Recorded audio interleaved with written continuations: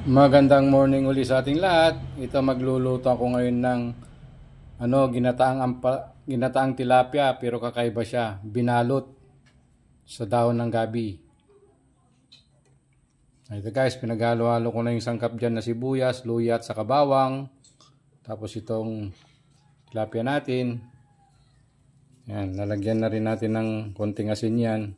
Saka natin babalutin. Ayan, abang-abang guys, papakita ko sa inyo yung process nito ng mabuo kasi wala akong taka-video. Kaya stop muna tayo, pause muna.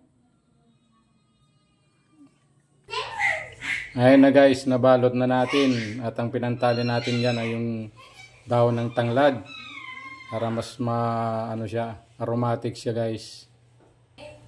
Ito ilalagay na natin yung gata guys. Saka natin ito palalambutin at patutuyuin para mas yum. Ayan guys. Bang-abang! Ito na guys. Luto na ang ating binalot na tilapia. Ginataang tilapia.